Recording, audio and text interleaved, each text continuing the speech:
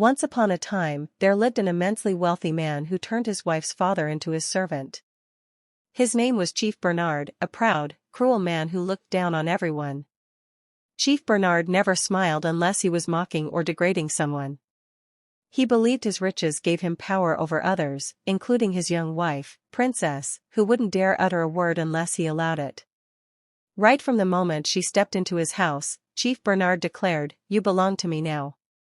He said it coldly on their first night together. "You will speak when I allow it. Breathe when I permit it, and smile only when I say so."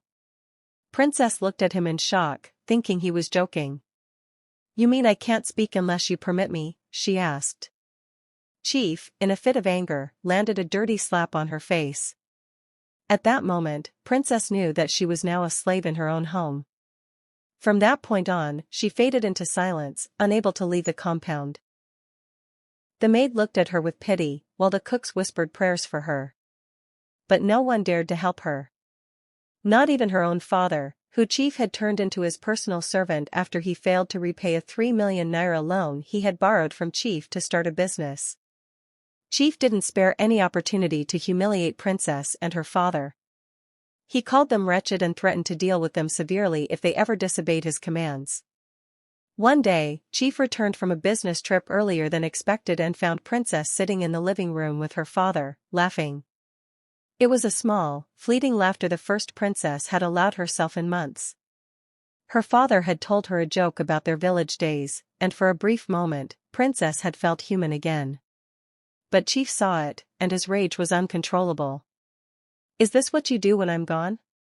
Sitting on my expensive chair and laughing like wild animals," he yelled at the Princess and her father. He stormed over to them, grabbed the bowl of food in front of them, and flung it across the room. Princess flinched as her father tried to calm him down. "Chief, please, we didn't mean to disobey your rule," Papa Princess pleaded, but Chief, in a fit of rage, slapped him hard. "You're talking while I'm talking. Have you forgotten your position in this house? You wretched old fool." Chief yelled angrily, revealing that each time Papa Princess disobeyed him, 500,000 naira would be added to the money he owed. Papa Princess looked at him, stunned, as he began to plead for mercy. But Chief handed him the document he had signed months ago when he borrowed the 3 million naira for his business. The document stated that the loan would attract a 500,000 naira penalty for every act of disobedience or disrespect, as judged solely by Chief Bernard. And because Papa Princess was so desperate and blinded by greed at the time, he hadn't read the fine print. He simply signed the document, praising Chief and calling him the savior of his family. Now, Chief pointed to the clause, revealing that 500,000 naira had been added to the 3 million naira that Papa Princess was owing. And Papa Princess fell to the ground, weeping, as Chief banned him from ever speaking to his daughter in the mansion. Princess could not believe her ears. She stood there and watched as her husband humiliated her father. At that moment, Princess's heart broke for the father who had traded his daughter's happiness for wealth. Papa Princess had been blinded by greed and the idea of finally marrying his daughter off to a rich man. They were poor, and when Chief, who was almost 35 years older than Princess, came knocking on their door to ask for Princess's hand in marriage, Papa Princess wasted no time accepting. Princess was young and naive. She had spent all her years in the village, serving her father, whose only goal was to marry her off to a wealthy man. When Chief declared his intentions, Papa Princess was overjoyed. A rich man had come to ask for Princess's hand in marriage, and Papa Princess could hardly contain his excitement. Princess, however, was less than thrilled. She looked at her father and asked, "Papa, this man is old. Why would you want me to marry a man that's almost as old as you?" Her father smiled and said, "Chief is extremely wealthy. He's a man who has built houses in Abuja and drives cars that look like airplanes. You'll marry him next week. No more suffering for you or me." Princess protested, but her father's mind was made up. He had spent his whole life reminding her that she was born to serve, and had no right to choose who she wanted to marry. He didn't care that Chief had children with other women, even some older than Princess. All Papa Princess cared about was the money, and within days, the wedding took place. But Princess had already given her heart to John, the village carpenter. He was kind, gentle, and full of dreams that stretched far beyond what the eyes could see. John had been there for Princess and her family for years. He mended doors, carved tools, and helped pay for Princess's school fees when times were tough. He loved Princess deeply and had promised to build a future with her. But none of that mattered now, as Princess was being married off to Chief. When John heard the news, he rushed to Papa Princess's house, breathless and in tears. "Please, sir," he pleaded. "You know I love your daughter. I've been here for your family. Don't do this to me." Papa Princess scoffed, "You're a carpenter? You want to marry my daughter? Don't insult me." John continued to plead, revealing how deeply he loved Princess. But Papa Princess's voice rose with anger. "Love does not build houses. Love does not buy cars. My daughter was not born to suffer with a poor man like you. She's going to the city with a real man, one who knows how to handle women like her." And with that, he walked into the house, slamming the door on John's cries. Back in Chief's mansion, Princess, once full of life and dreams, now moved through the house like a ghost. Her father, now a full-time servant, washed Chief's cars, knelt to greet guests, and mopped the marble floors Chief purposely spat on to humiliate him. One evening, Chief returned home and yelled out for Papa Princess. Papa Princess rushed to meet him, and Chief brought out a small bell from his box, hanging it around Papa Princess's neck and tightening the strap without saying a word.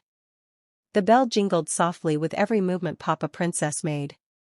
"Now, everyone will know when disgrace is approaching. This way, my staff will have time to clear the path before poverty contaminates the atmosphere," Chief declared, laughing as his guests chuckled. The maids looked away in fear, and Papa Princess stood frozen, humiliated beyond words. Every time Papa Princess moved, the bell rang. Chief sipped from his wine glass, smirking, and told Papa Princess, "You'll wear this until your debt is cleared. By the way, your debt now stands at 6 million naira, including penalties for talking out of turn and breathing ungratefully." Princess ran down the stairs barefoot, her eyes wide with disbelief. She fell to her knees before Chief, begging him, "Please, he's an old man. You've punished him enough. Please." Chief did not flinch. He set his glass down and turned to her, coldly smiling, "Would you like to wear one, too?" Princess opened her mouth, but no words came out. Slowly, she stood up, tears streaming down her face, and walked toward her father. She gently tried to loosen the strap, but Papa Princess stopped her. "No, my daughter," he said weakly. "Let me carry this shame alone." "I earned it," he said, and Princess could not help but cry. Every day in that house reminded him that he had traded his daughter's joy for money he never even got to keep after he was scammed out of the entire 3 million naira. From that day on, the bell rang throughout the mansion. When Papa Princess swept, it rang. When he bent to scrub the floor, it rang. When he knelt to serve Chief's guests, it rang. It rang like a curse, like a ghost, reminding everyone of the price of greed. Even in the quietest parts of the night, when the mansion rested, Princess would hear the sound coming from the servants' quarters. And each time it echoed through the halls, she would close her eyes and bite her lip, knowing this was only the beginning. One day, something happened that changed the course of their lives forever. Chief was throwing a lavish birthday party for himself. He invited governors, senators, and all his rich friends who praised him like he was a god. He ordered Papa Princess to serve drinks, making him wear an apron with the words "Servant of the Year" written on it. The humiliation was unbearable. Princess watched as her father stumbled, spilling a drink on a guest. Without hesitation, Chief stood up, slapped Papa Princess across the face, and the room fell silent. Papa Princess collapsed, the champagne spilling from his hands. Princess screamed and ran to him, her heart breaking. For the first time in months, she disregarded Chief's rules. She wept, holding her father in her arms, screaming for help as one of the guests, a medical doctor, rushed to him. The doctor stood up after a long pause and revealed to everyone that Papa Princess was dead. Shock swept through the room. But Chief remained unmoved. "He died a servant," Chief remarked coldly, "not a beggar." "That's better than nothing." The moment broke Princess completely. She sat on the floor, clutching her father's lifeless body, rocking back and forth as tears poured down her face. Then, unexpectedly, one of the senior guests, a retired general known for his strong moral compass, stood up and began to speak. "This has gone too far," he said. "Chief, you may be rich, but we are not gods to take a man's life at will." Others began to whisper in disgust, but Chief waved them off arrogantly, sipping from his glass. The following morning, the story hit major news headlines: "Wealthy businessman kills his wife's father during lavish birthday party." Photos from the event leaked, along with video clips of the slap, the way Chief laughed as Papa Princess died, and the apron with the words "Servant of the Year" splashed across Papa Princess's chest. Public backlash was immediate. Sponsors pulled out of Chief's deals. Government contracts were revoked. People began to boycott his businesses. Princess, with the help of a human rights lawyer, filed a lawsuit against Chief for involuntary manslaughter as well as domestic abuse. Chief believed that his connections would protect him, but this time, even his powerful allies turned their backs on him. The same senators and governors who had once toasted champagne with him now refused his calls. His name became toxic, and his empire crumbled faster than anyone had expected. In court, Chief sat with sunken eyes and trembling fingers as Princess took the witness stand. Her voice was calm but firm. "I was sold by my father to a man who treated me like property. But no amount of money justifies cruelty. My father made a terrible mistake. But Chief Bernard, he enjoyed the pain he caused. And I pray that justice is done not just for my father, but for every woman silenced in the name of wealth." Her words became a rallying cry across the nation, and women's groups, human rights activists, and ordinary citizens began to speak out using the hashtag Justice for Papa Princess, telling their stories of abuse, forced marriages, and greed. In the end, Chief Bernard was sentenced to 18 years in prison. He cried like a child in the courtroom, for the first time realizing that no amount of wealth could save him from accountability. But none of this brought Papa Princess back. Princess returned to the village to bury her father, who had died not just from humiliation, but from the heavy price of his own greed. She buried him beside her mother under the old mango tree behind their old house. As the villagers gathered to pay their last respects, a black SUV slowly pulled up by the house, and all heads turned in curiosity. A tall, handsome man stepped out of the car. He walked toward Princess and handed her a brown envelope. Princess, still in tears, stepped aside and opened the envelope, which had a letter inside. Her hands trembled as she unfolded the letter. It was from Chief's lawyer, informing her of Chief's death in custody. The letter also revealed that Chief had written a will years before they were married. The will stated, "Dear Mrs. Princess Bernard, as the legal wife of the late Chief Kelvin Bernard and the only woman he formally married under the law, it is with official duty that I inform you of your inheritance as stipulated in Chief's final will." Princess froze, her lips parted, her eyes widened as she continued reading. The will stated that Chief, despite his many sins and broken relationships, had made arrangements to transfer 6 of his properties, a set of duplexes in Abuja as well as the sum of 130 million naira, which was now rightfully hers. Princess stood there, her world spinning. Her father and husband were now gone, but the inheritance meant a new beginning for her. She returned to the city, opened a fashion house, and poured all her pain, silence, and strength into her designs. Within 3 years, Princess became a household name in the fashion industry.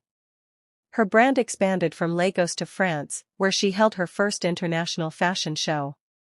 There, she met John, the love she had lost. He had transformed from a humble carpenter into a successful interior designer, known for his work with high-end clients.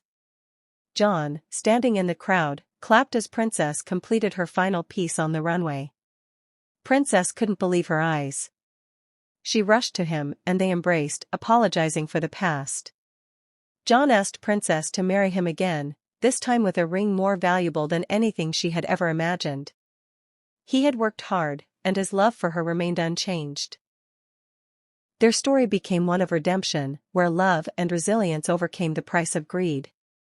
In the end, Princess realized that true wealth lies not in money, but in the people we love and how we treat them. Thank you for watching. Please don't forget to like, comment, and subscribe to our channel to show your support. It means a lot and helps us keep creating more great content for you.